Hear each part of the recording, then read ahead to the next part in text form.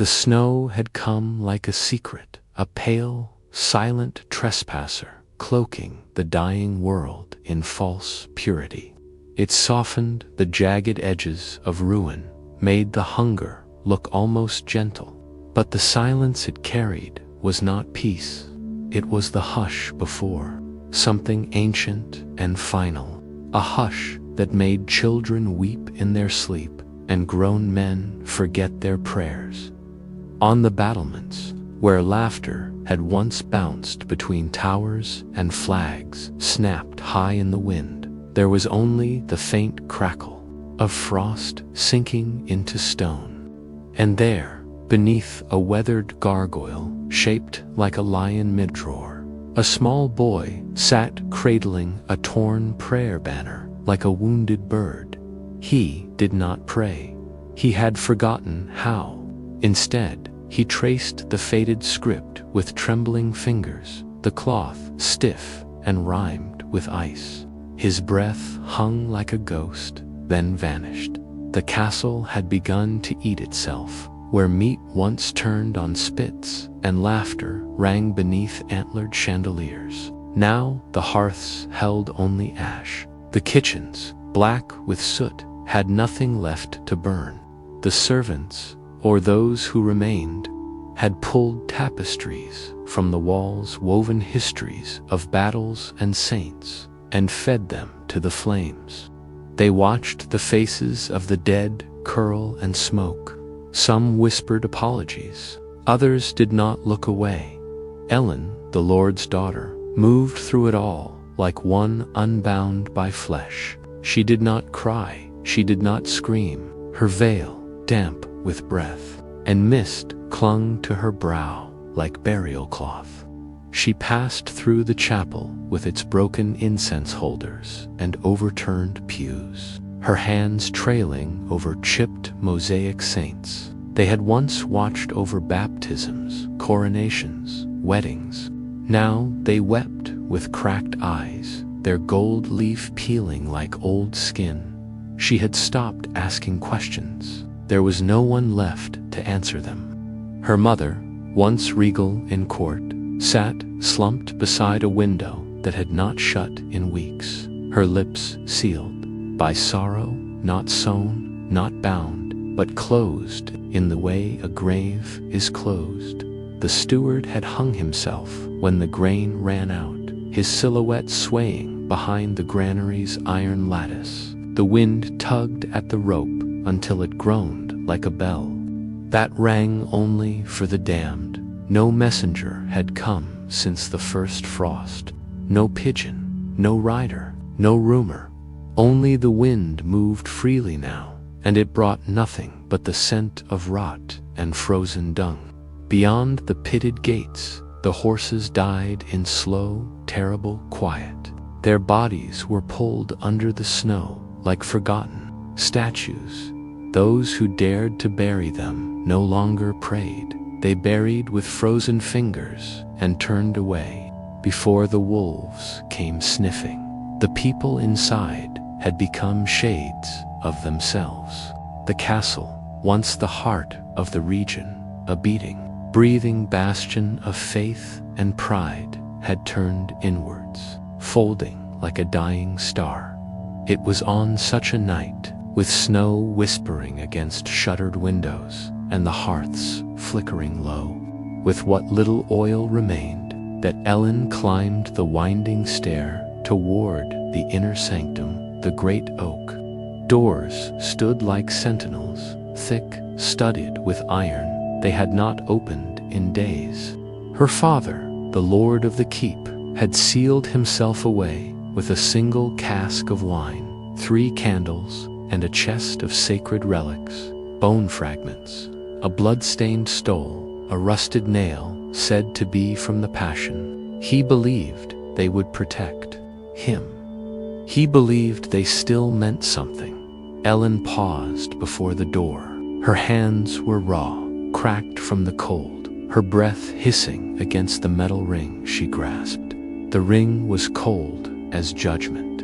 Her heart beat, slow and deep, like a drum beneath the earth. She did not knock, she whispered, a single word, or maybe a name, something ancient and trembling, the kind of word the stones remember, even when men forget. Behind her, a candle flickered. Before her, the silence deepened. She stayed there for a long time, her feet numbed to the floor, her face a study in stillness. Somewhere beneath her, a baby cried, hoarse and dying. Somewhere above, the wind found a cracked tile and sang through it, like a mouth missing teeth. But Ellen did not move. She waited, not for the door to open, but for the world to change. It did not.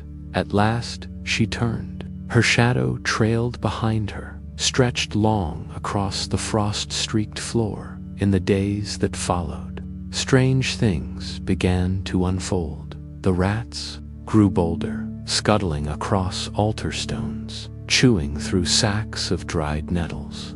A guard collapsed on the parapet, his mouth full of snow and his eyes open to a heaven that did not answer. The chapel bell, untouched by human hand, swayed once in the night, not by wind, not by rope.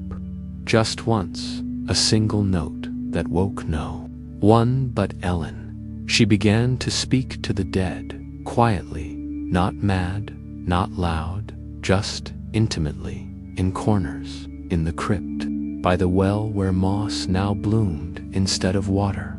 She told them stories, promises, apologies, not because she believed they could hear, but because no one else listened. The relics, they said, glowed one night behind the locked door, that wine became blood, that a voice cried out in Latin. These were rumors, passed from starving lips to starving ears, clung to like fire. Hope now was a fever, and everyone was infected. When the guards came for Ellen one morning, when they found her kneeling in the snow-drifted courtyard, eyes wide to a sky thick with black birds, she did not resist. She said she had seen the end, and that the end had not seen them. Her father, they say, opened the door 3 days later. Or maybe it was never opened at all. What matters is this: the snow did not stop falling, the prayers did not stop rising, and somewhere beyond the walls, something was listening. Something had always been listening, but whether it was salvation or silence, no one knew. Not yet, not until the fires returned, and in the next chapter they will, not from the heavens, not from help, but from within the walls themselves, from hands too cold to hold swords, but just warm enough to burn it all down. A crow circled the tower spire once, twice, then vanished into a bruised sky. Its cry echoed against the stone, not a warning, but a requiem. Below, the castle stirred with the reluctant rhythm of survival. The bells rang out, brittle and hoarse, summoning the living like a dirge for the dead. They did not call for worship, they called for counting, and still the people came, peasants wrapped in rags stitched from bedsheets and banners, children stumbling in oversized boots, their faces pinched with cold and hunger. Men who once wielded scythes now leaned on them like canes. They gathered in the courtyard, not in protest, but in obedience, hollow-eyed, silent. The frost had set deep in the cracks of the keep. Stone walls wept with condensation, iron fittings split, wood rotted beneath the touch of snowmelt, and amidst the slow decay of everything, Sargon emerged like the memory of order, once clad in steel.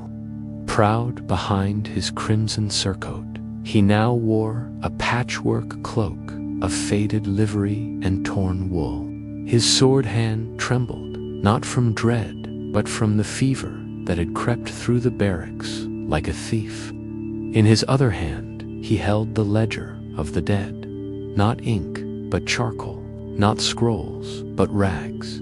He moved down the line of the living, naming those who were no longer among them. A girl who hadn't spoken since her mother's hair turned white in a single night.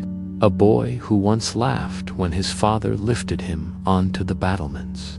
A mason who had carved saints and now slept. Beneath them, buried shallow behind the chapel. Each name smudged as he wrote it. Sweat, soot, sorrow. No one cried anymore. The tears had dried before the barley did. In the great hall, silence was king. The painted tiles beneath the dais, once depicting dragon-slaying knights and saintly martyrs, had lost their color to wax and filth.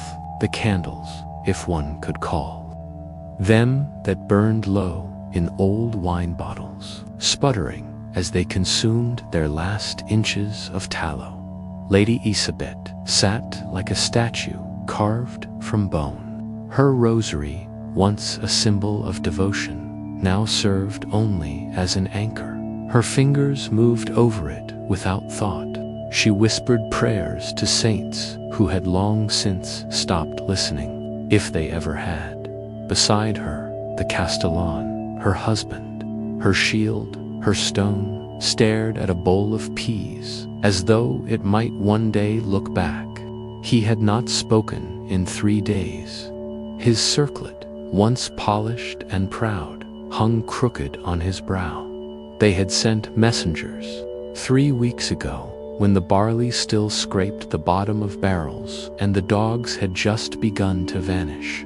Riders cloaked in desperation, bearing pleas stitched into lambskin and sealed with melted wax. Not one had returned. Beyond the curtain walls, the enemy made no sound, no demands, only fire, rings of it, encircling the hill like halos of vengeance. Their campfires glowed each night, steady, patient, inevitable. A serpent tightening its coils, and still no catapult stone had flown, no horn had sounded. The siege was not a war, it was a starvation. A slow undoing. Each morning the people looked to the bell tower, to the black cloth folded beneath the boy's arm. They waited to see it hoisted, to see surrender unfurl like smoke and shame. And then, one dawn, when the sky cracked pink across the horizon and the frost whispered down every blade of grass, he climbed the boy. No name remained for him, just eyes too old for his face. He carried the cloth like a burden. He reached the top and paused. The wind licked at the parapets. Below, the courtyard stood still, as if the breath of every soul had been caught in a single, shared gasp. But he did not raise the flag. He looked east, toward the sun, toward the fields that once fed them, toward a road that no longer led anywhere, and with a hand that did not shake, he let the black cloth fall. It drifted like a broken wing, then vanished into dust. No cheer rose, no weeping, only stillness, not peace, but something older, the breath before sacrifice. That evening, the firewood ran out. Not that there was much left to burn. The last chair of the council chamber, hand-carved from ashwood, had been fed to the hearth. It snapped with a cry that sounded like memory breaking. Sir Gaun stood by the window of the western tower, watching the fires beyond the walls burn with unwavering calm. He thought of his oath, not to the king, not even to the Castellan, but to the people, the ones who still woke despite it all. He traced a finger along the fogged glass, drew the shape of a sword, then wiped it away. In the chapel, Isabet lit a single candle and placed it before the statue of Saint Baltha, patron of mothers and last chances. She did not speak. She simply watched the flame bend in the draught, and for a brief moment it looked like the saint was weeping that night. Someone broke into the granary. They found nothing but rat droppings and a single oat kernel wedged into the corner of a split sack. The thief did not take it. He left it, as if to say, "Even this is not mine."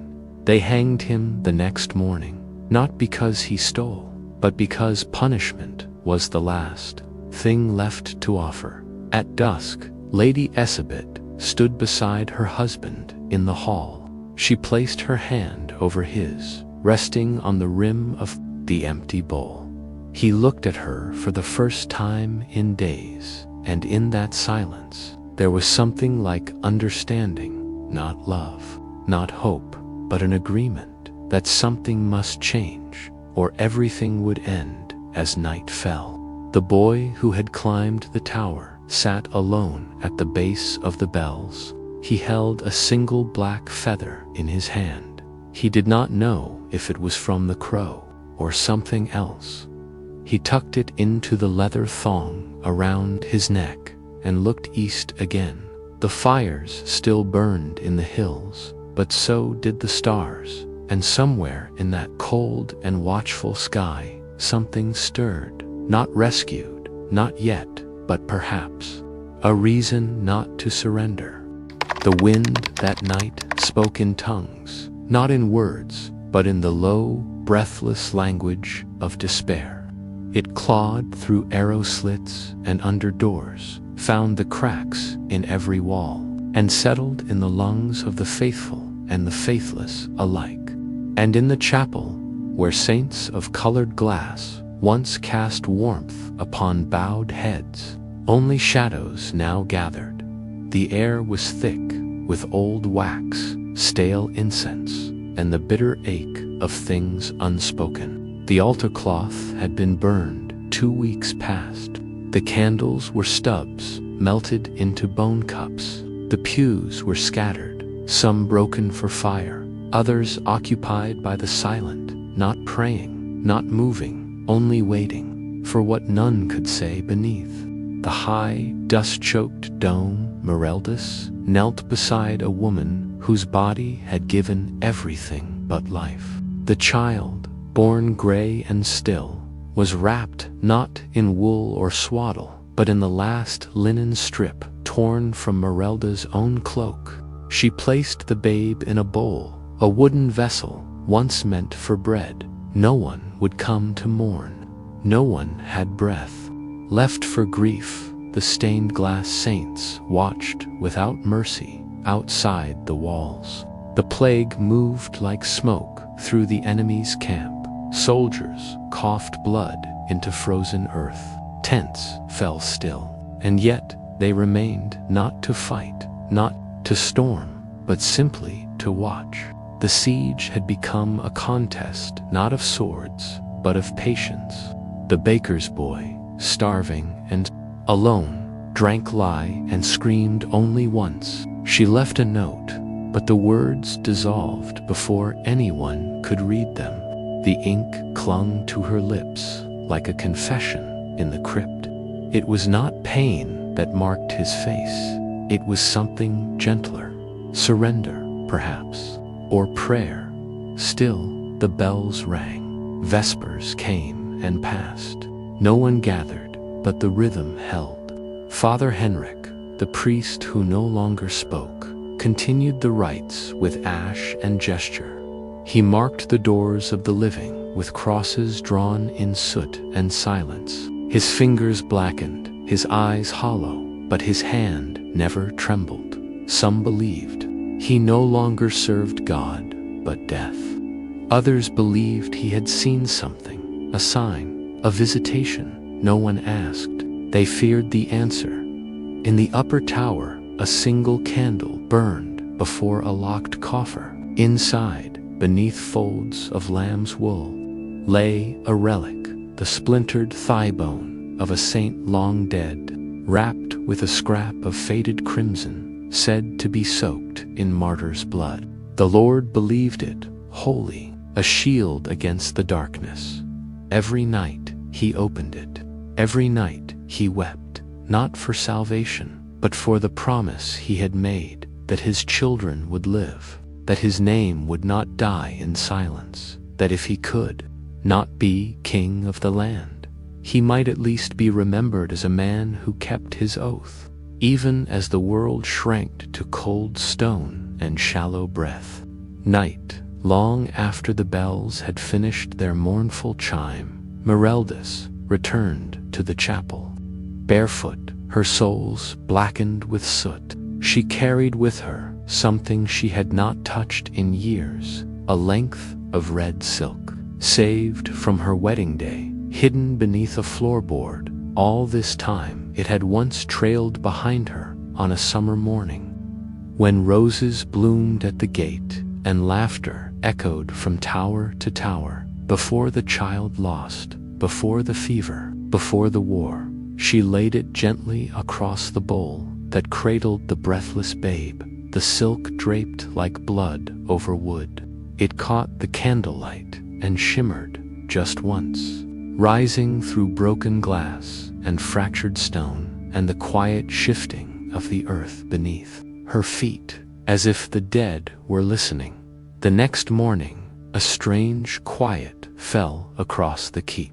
No bells rang. The courtyard lay hushed beneath a dusting of snow, and the sky hung low with ash-colored clouds. The people stirred not from hope, but from habit. They moved slowly, not with panic, but with the rhythm of those already halfway to the grave. They found the chapel door ajar. Inside, they saw the child, the silk, the candle, and something else. Not a miracle, but a feeling that in this place where no life had come, something still remained. Not victory, not salvation, but dignity, a kind of defiance, a kind of grace. The relic, they say, was found cracked the next night, the coffer open, the wool burned. He no longer opened the box. He simply sat, hour after hour, staring at the bones of his knuckles, as if counting down to something outside. The enemy's fires grew dim. Plague had turned them inward, too. Their ranks thinned. Their horses lay blanketed in snow and silence. They no longer shouted across the walls. They no longer moved, but they still remained, watching like wolves, too weak to pounce, but too proud to flee. That evening, Father Henrik walked the length of the inner wall with a bowl of soot and a sprig of dried yew. He marked the gate itself, the great iron-reinforced door, with the same cross he had drawn on every other. Then he returned to the chapel and sat beside the child in the bowl and waited. The candle flickered once, then again, and then finally it held. Some say the wind stopped just for a moment. Some say it turned and far off. In the hills beyond the siege lines, the howling of dogs began, not wild, but tethered, controlled, trained. A sound not heard since the siege began, a sound that did not belong to the dying, but to the marching. And beneath the stained glass saints, snow melted down the inner face of the fortress walls like weeping, slow and silent, a cold lament bleeding through the cracks of history. It slid over lichen-streaked mortar, soaked into old banners, long frozen to the stone, and vanished. Beneath the boots of the half-dead who still wandered the keep, the forge, once a furnace of song and strength, lay silent, its belly cold, the anvil untouched. The blacksmith had sealed it himself, not in defiance, but in defeat. Even iron, it seemed, was of no use now. There was no fire left to shape, no strength left to swing. Where once the ring of hammers met the dawn, only the sound of shifting snow remained, and the creak of boards beneath hunger-hollowed feet in the records chamber. Moran, steward, scribe, Once the memory of this place sat beside a brazier that burned low and bitter. His hands shook as he fed parchment into the flame. Not scraps, not copies, but originals. Charters signed by kings. Tax rolls penned in gold leaf ink. Deeds stamped with wax seals that had survived for generations. One by one, he cast them in fire, coughed and spit, and with every curl of paper, centuries dissolved. No one outside will care what we were, he whispered. No one remembers. A name written in ash. The smoke drifted into the rafters, where frost clung like white mold. The past was burning, and the future had not yet come. Only the present remained, and it was starving. By the well, Tomas stood guard, barely more than a boy. His armor was a riddle of rust and scavenged rings, one glove torn, the other too large. His spear was no blade, just a broken table leg, sharpened with a bread knife and wrapped in cord. Still, he held it like a knight would hold a banner. He watched the horizon as if it still mattered, as if any moment he might see the glint of sun on steel, the rise of banners cresting the white hills. But there was nothing, only snow and silence. He remembered the first time he passed through the castle gate, a boy with a crust of bread. Under his arm, dreams clutched tight to his chest. The kitchens had smelled of cloves and smoke. The halls echoed with laughter and dogs. Now he shared a corner of the cellar with rats and his dreams. He didn't have the strength to carry them anymore. In the upper chambers, in what was once called the solar, Lady Leora painted, not for glory, not for beauty, but for remembrance.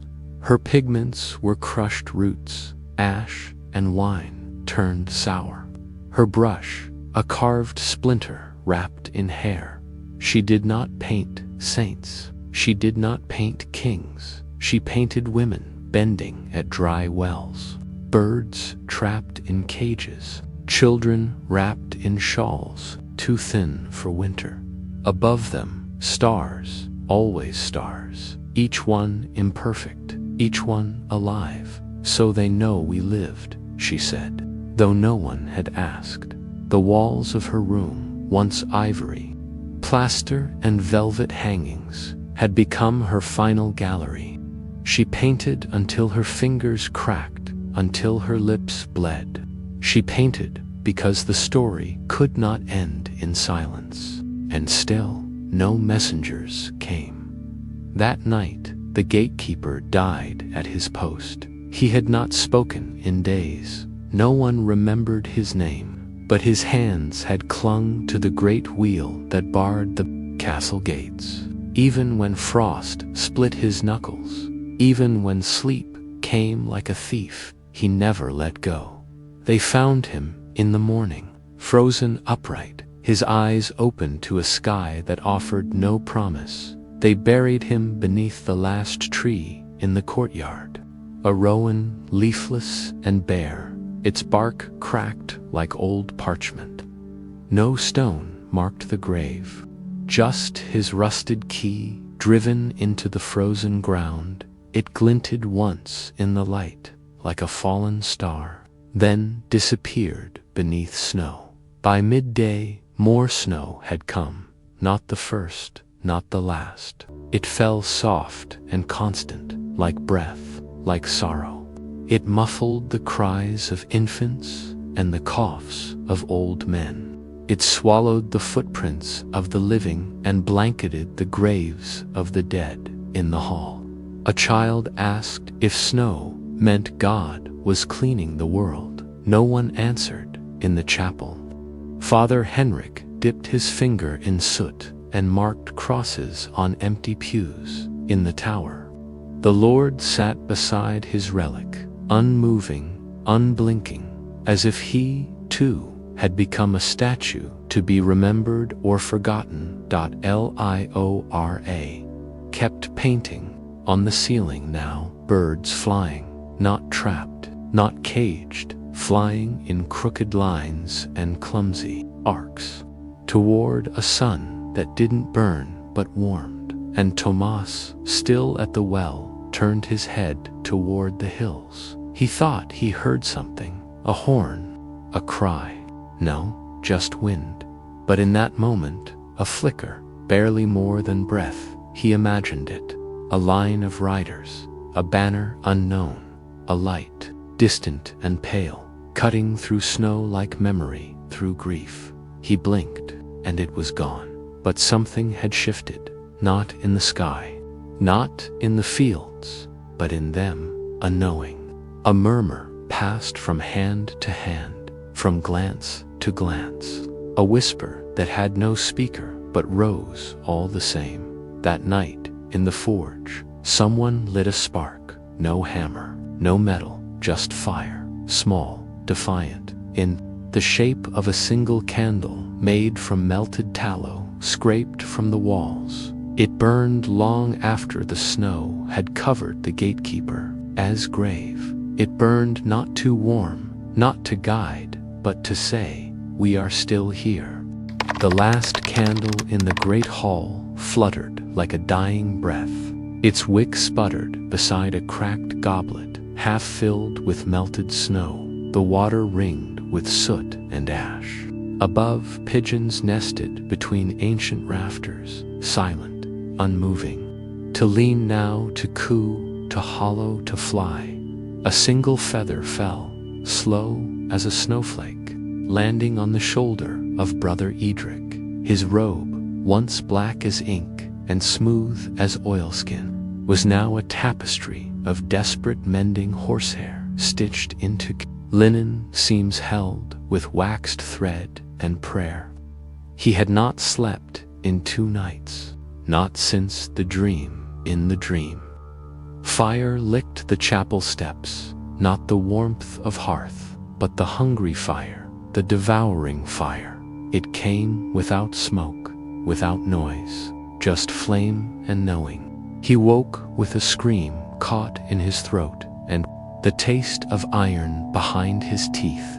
He had taken it as a warning, and now he waited. The castle, once called the jewel of the northern marches, with its stained glass saints and slate-tiled towers, had become something else, a reliquary, not of relics, but of slow dying. In the kitchens, the meat hooks hung like unanswered questions, their iron claws bare and trembling in the cold. The brine barrels, once bubbling with salted hare and cured pork, held only memories. Men boiled leather straps pulled from saddles and boots. Women steeped straw and stone into gray broth, closing their eyes as they sipped. No one asked for taste anymore. They whispered prayers, but not for mercy, not for rescue. They prayed for silence. Silence from the moaning behind the tapestry in the West Tower, where someone had been locked 3 days past. No one remembered who. No one dared check. Silence from the baby, who no longer cried, wrapped too tightly in wool, its chest too still in her chamber. Lady Rosewan sat by the window, her breath fogging the glass in rhythm with her thoughts. She wore 3 cloaks, but her hands still trembled, red with cold, black under the nails from ink. She wrote every day a letter to her brother.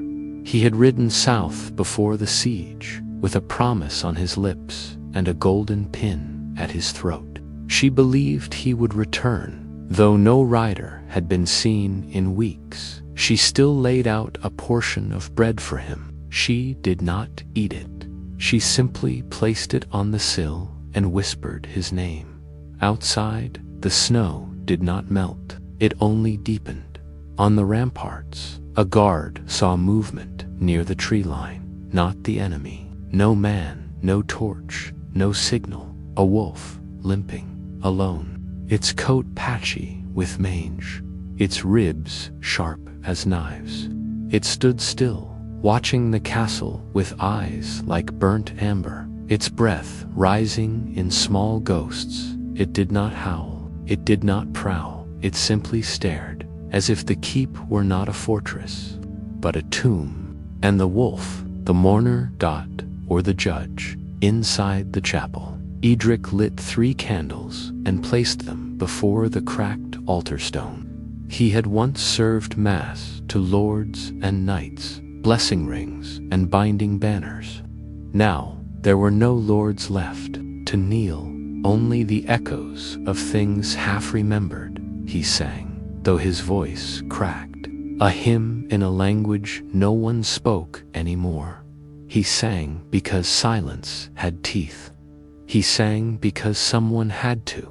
And when the last note faded into the stone, he stood, pulled the rope, and rang the old bronze bell once. No more. It had rung for coronations, for war, for the execution of a traitor who wept for his children before the rope tightened.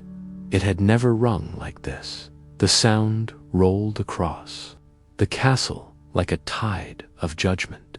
It moved through the frost-glazed halls, through the kitchens, where broth boiled over, through the solar where Leora's paintings wept birds into the ceiling. It moved into the bones, it moved into the soil. The wind was still, but the bell swung once, twice, then silence. No one spoke, no one spoke, no one asked what it meant. Some thought it was surrender, some thought it was defiance, but no one slept. Edric let the rope slip from his fingers. His palms were raw.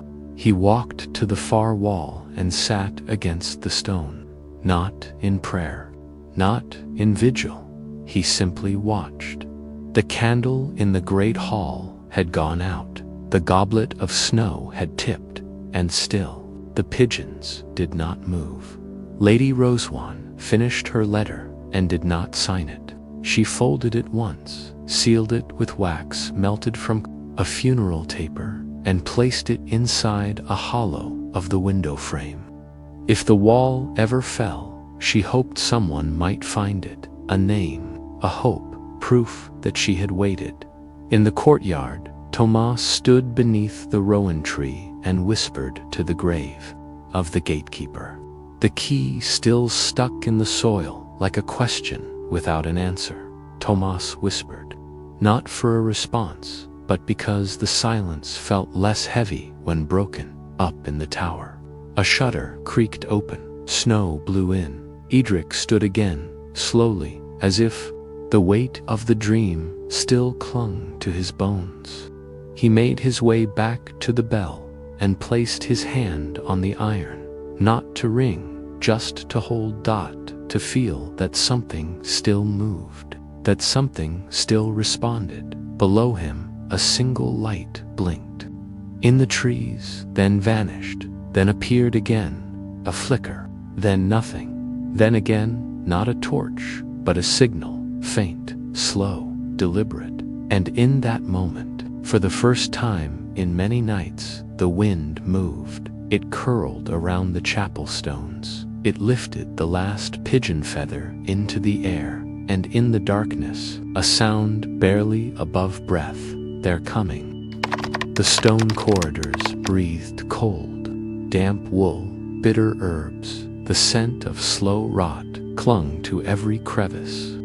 Fires had long since died in the hearths, and the breath of the living rose in soft plumes even within the keep. Silence was no longer holy. It was habit. A girl, 9 years old, wandered those halls with her mother's cloak dragging behind her like a second shadow. The hem was torn, trailing ribbons through the dust. Her feet were bare, purpled from cold, but she didn't flinch as she climbed the spiral stairs to the upper gallery, a place no one visited anymore. There, beneath the cracked arch of lead glass windows, angels stared down, not the smiling cherubs of prayer books, but older ones, with gold tongues and hollow eyes, their hands raised in judgment or surrender. Sunlight no longer reached them. Only the gray hush of winter diffused through frost-trimmed glass. The girl stood in that hush a long time, head tilted up, unmoving. When her nose began to bleed, she didn't notice. In the bailey below, pigeons pecked at frozen dung between the cobblestones.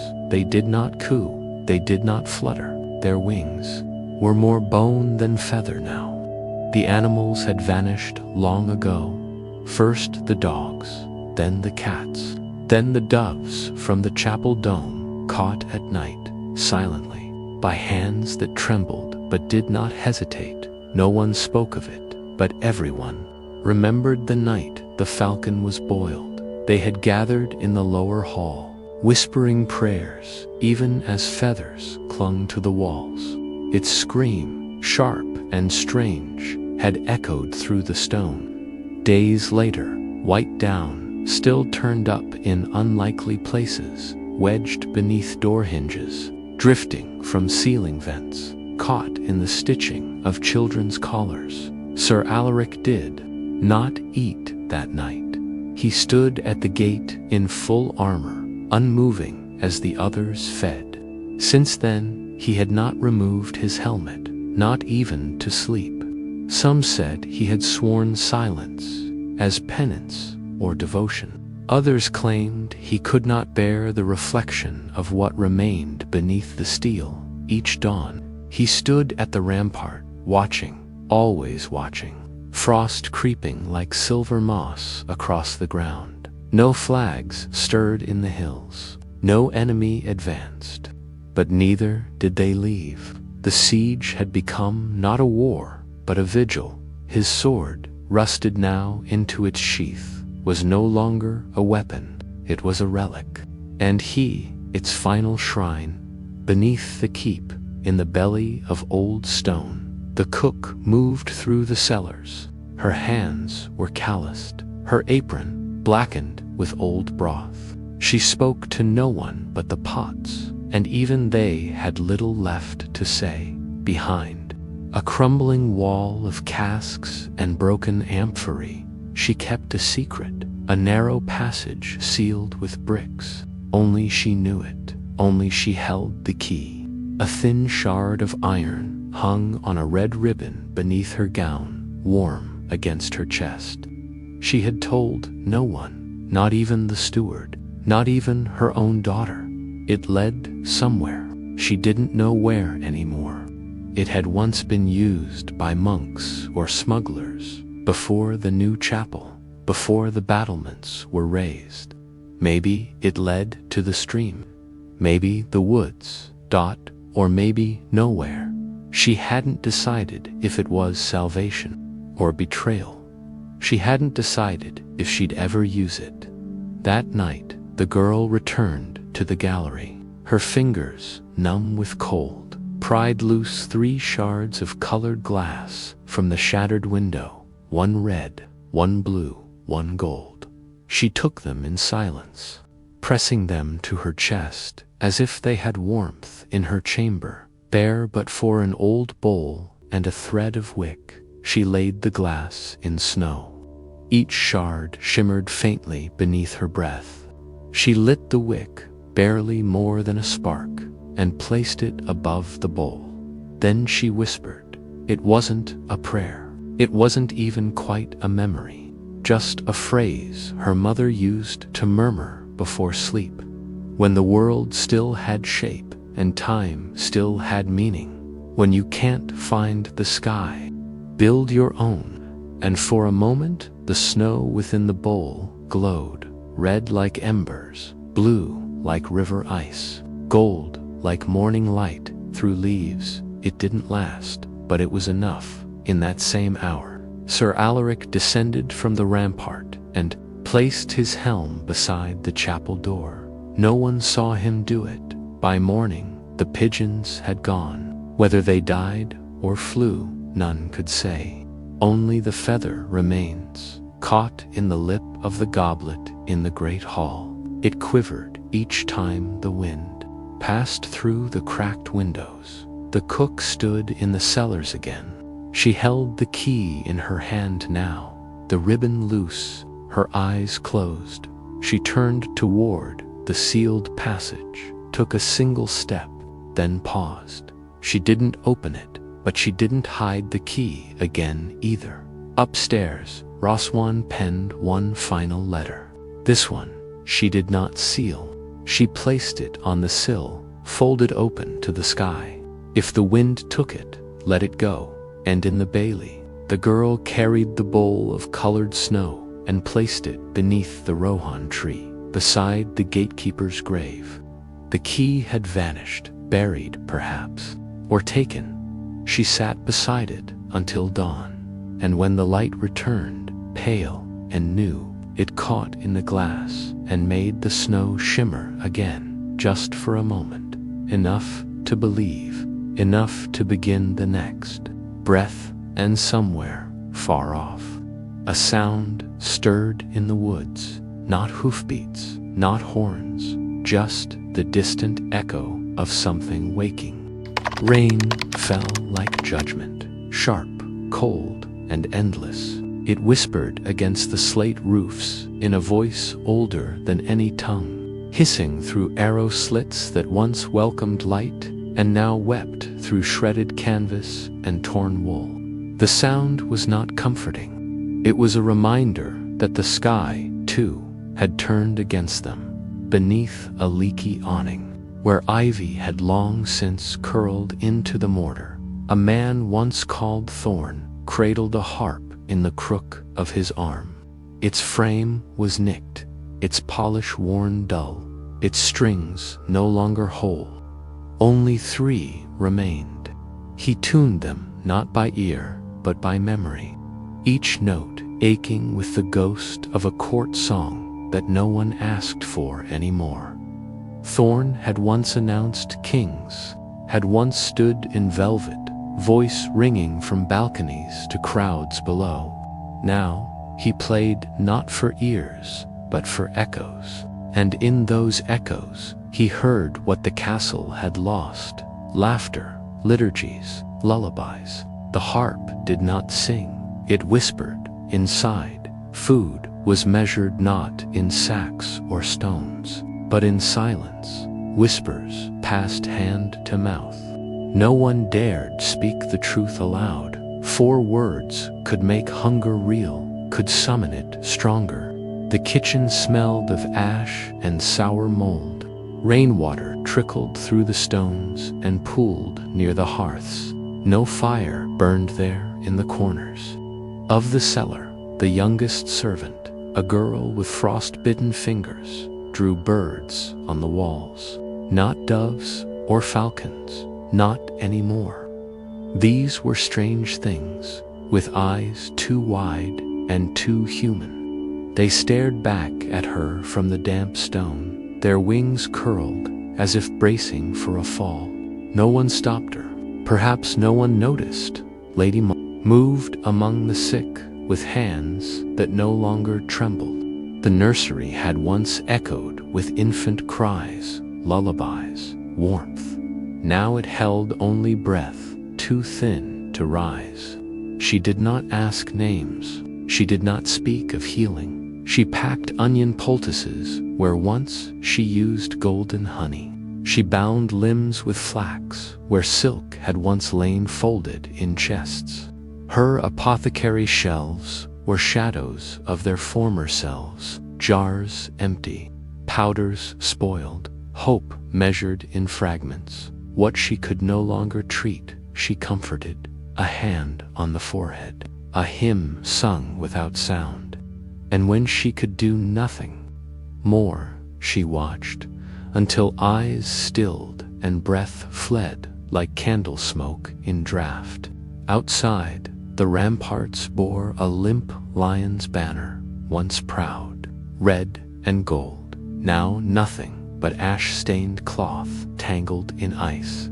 The enemy had grown silent. They did not fire, did not shout. They simply watched, time they knew would finish the siege. But then, a disturbance, small, wordless, strange. A boy emerged from the crypts beneath the chapel, his cheeks hollow, his clothes stained with soot, mute, nameless, forgotten by most. He held a scrap of vellum in his fist, clenched so tightly his nails had bled. When they pried it open, they found not a letter, but a map drawn in jagged ink, childlike, hurried. It showed something they'd long stopped hoping for, the tunnels. Not the well-known ones that ended in collapsed stone or dead air, but something deeper, older, a passage beneath the chapel. The seal at the corner was unbroken, a mark pressed in wax, unfamiliar. No crest, no script, just a circle, pressed hard enough to crack the vellum fibers. The Castellan, thin now and hollow-eyed, called together those who could still stand upright, fewer than a dozen. Men who had once commanded, now hunched from cold. Women who had served, now wrapped in rags. Children who no longer cried, only listened. They gathered by candlelight. The map was laid upon the old council table, now warped, by damp and scarred by blade marks, not from battle, but from carving food that no longer came. The flame flickered, the ink bled at the edges, but the lines remained. The tunnel twisted like a serpent beneath the chapel. It reached past the graveyard, past the foundations, toward something beyond. Not rescue, not salvation, but a choice to stay, to starve, to pray for mercy beneath a sky that offered none, or to crawl into darkness, into soil, into the breathless cold of the unknown, and trust that something still waited on the other side. The Castellan did not speak. He touched the edge of the map with his knuckle, closed his eyes. Then he turned to Lady Maldwin. She nodded once. The mute boy stood behind them, his gaze fixed not on the adults, but on the flame, watching it like one who had lived too long in the dark. Outside, Thorn plucked his 3 strings. The notes drifted into the rain, brittle and almost invisible. But they moved through stone, through rafters, through hearts that had not felt in days. That night, the castle did not sleep. Torches were lit, not for light, but for resolve. One by one, the chosen few were summoned, those who still breathed without wheezing, who still had strength in their knees. Not warriors. Survivors. Thorn left his harp behind. Maldwin took only a pouch of herbs and 2 needles. The cook, silent until then, produced the broken iron key that had once opened the chapel vault. "It begins here," she whispered, and it did. The next morning, the rain had stopped, but no smoke rose from the chimneys. No one moved along the ramparts. The castle, it seemed, had stilled.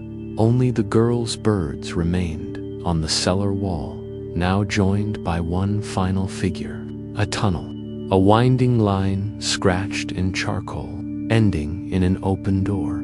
The harp was found beside the chapel, strings silent, a feather caught in its frame, and deep beneath the earth, where roots brushed stone and silence curled like breath, a candle sputtered, then burned steady. The map had been real, the choice had been made, and in that darkness, something moved forward.